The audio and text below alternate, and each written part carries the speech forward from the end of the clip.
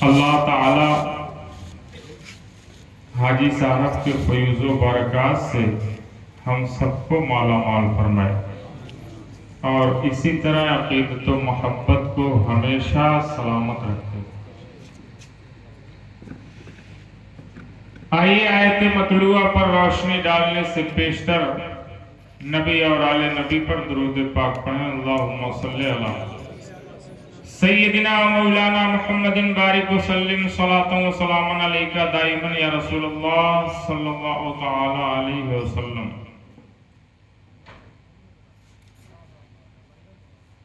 حضرات، شاعر کہتا ہے نامو لوح و قلم خامو دفتر خاموش۔ تھوڑا مشکل شعر ہے، پڑھے لکھے لوگ سمجھیں گے۔ نامو لوح و قلم خامو دفتر خاموش، حق توصیف نبی سارے سخن ور خاموش۔ حق توصیف نبی سارے سخن ور خاموش۔ اور تانا زن جتنی زبانیں تھی کہ وہ ابتر ہیں، ہو گئی سن کے سبھی سورہ کوثر خاموش۔ ہو گئی سن کے سبھی سورہ کوثر خاموش۔ اور یہ شعر ہر کوئی سمجھ جائے گا کہ پیالہ بھر پانی میں انگشت مبارک کا کمال۔ محبت سے بول دیجئے یا حسین۔ پیالہ بھر پانی میں انگشت مبارک کا کمال، برکتیں دیکھ کے رہ جائے سمندر خاموش۔ برکتیں دیکھ کے رہ جائے سمندر خاموش۔ اور عشق صادق ہے، اگر حاجی ابراہیم سے عشق سچا ہے تو ہر سال ان کا عرس منائیں گے۔ بے شک بولیے منائیں گے نا جی۔ حاجی ابراہیم سے اگر عشق سچا ہے تو ہر سال ان کا عشق منائیں گے، ان کا عرس منائیں گے۔ رہ نہ پائیں گے عقیدت کے کبوتر خاموش، رہ نہ پائیں گے عقیدت کے کبوتر خاموش۔ حضرات گرامی، میں نے جس آیت کریمہ کی تلاوت کرنے کا شرف حاصل کیا، اللہ ارشاد فرماتا ہے وَلَا تَقُولُوا لِمَن يُقْتَلُ فِي سَبِيلِ اللَّهِ أَمْوَاتٌ بے شک بَلْ أَحْيَاءٌ وَلَكِن لَّا تَشْعُرُونَ۔ کہ جو لوگ اللہ کی راہ میں قتل کیے جائیں انہیں مردہ نہ کہو بلکہ وہ زندہ ہیں۔ کیسے زندہ ہیں؟ وَلَكِن لَّا تَشْعُرُونَ، تمہیں ان کی زندگی کا شعور نہیں ہے۔ جو اللہ کی راہ میں قتل کیے جائیں قرآن کہتا ہے وہ زندہ ہیں۔ بے شک ان کے مردہ کہنے پر شہدائے کرام کے قرآن نے پابندی لگا دی۔ آپ مردہ نہیں کہہ سکتے کسی شہید کو۔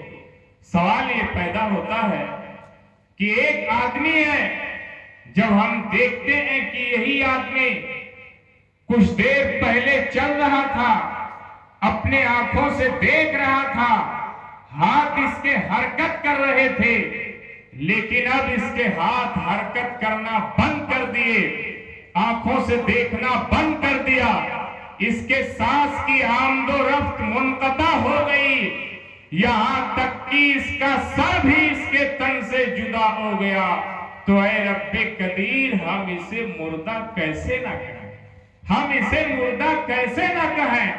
لیکن تو نے مردہ کہنے پر پابندی لگا دی ہے تو ہم مردہ تو نہیں کہیں گے، لیکن اس کے ظاہری حالات کو دیکھ کر کے کہ یہ آدمی جب اس کا ہاتھ حرکت نہیں کرتا، آنکھوں سے دیکھ نہیں سکتا، یہاں تک کہ اس کا سر بھی اس کے تن سے جدا ہے، تو ہم اسے مردہ کیسے نہ کہیں، لیکن قرآن نے مردہ کہنے پر پابندی لگا دی ہے، تو ہم اسے مردہ تو نہیں کہیں گے، لیکن مردہ تو سوچ سکتے ہیں، مردہ تو خیال کر سکتے ہیں، مردہ تو گمان کر سکتے ہیں۔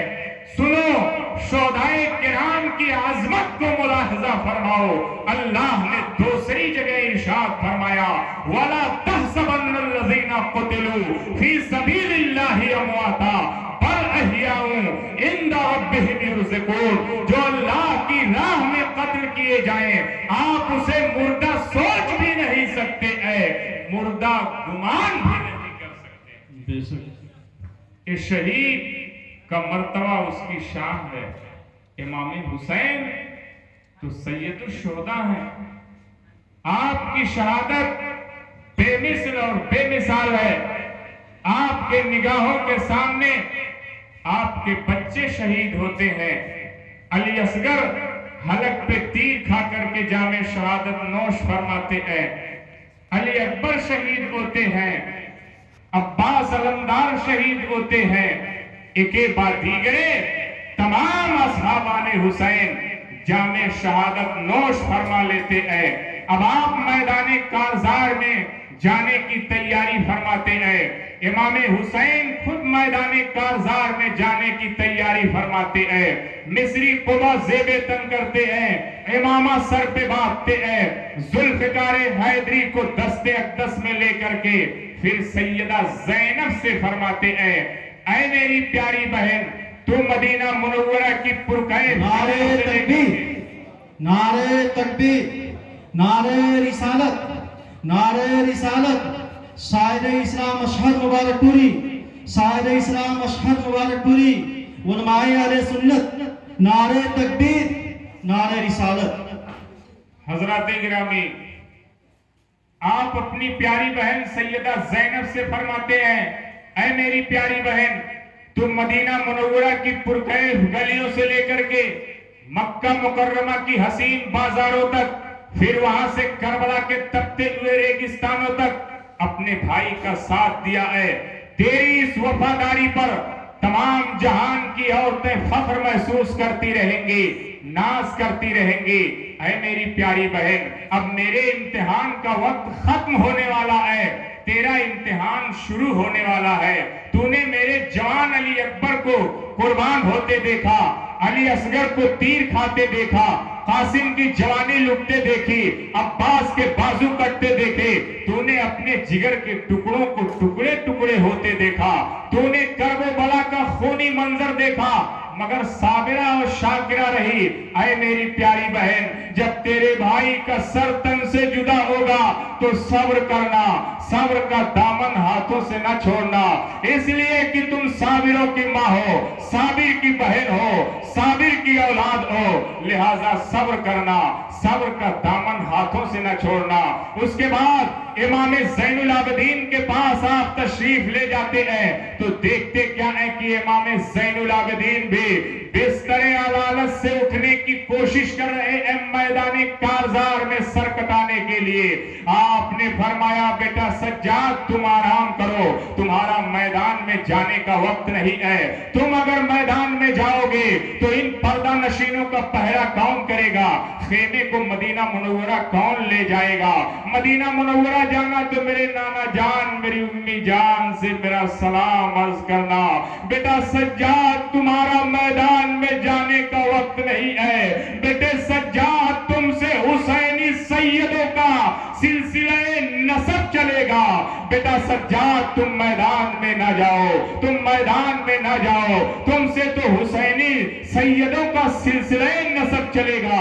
حضرات گرامی، آپ امام زین العابدین کو صبر کی تلقین کرنے کے بعد جب خیمے سے نکلنے لگے تو سکینہ نے داغ یتیمی کو سر پہ دیکھا تو بابا کے قدموں سے لپٹ گئی، لپٹ کر کے فریاد کرنے لگی میرے بابا جان پورا گھر لٹ چکا ہے، پورا گھر اجڑ چکا ہے، اب آپ تو نہ جائیے، اگر آپ چلے گئے تو میں یتیم ہو جاؤں گی، اے میرے بابا جان اگر آپ چلے جائیں گے تو میں کس کو بابا کہوں گی؟ بچی کی فریاد کو سنا اے امام حسین نے تو آپ کا دل بھر آیا، मगर सब्र तो करना ही था। और सब्र किसे कहते हैं? यही तो वो चीज है कि जिसने मलाइका से भी अशरफ कर दिया कि बाप की मोहब्बत का जज्बा भी मौजूद है, शफकत फितरी से सकीना भी मामूर है, औलाद की मोहब्बत भी दिल में तूफान बर्पा कर रही है। मगर जैसे भी हो सका आपने रोती तड़पती सिसकती बच्ची को पाक दामनों के हवाले करके जब आप खेमे से निकलने लगते हैं तो सैयदा ज़ैनब की हालत बदल जाती है। दर्द और गम में डूबी हुई इमाम मजलूम की हमशीरा पर दुख्तर अली का रूप आ जाता है।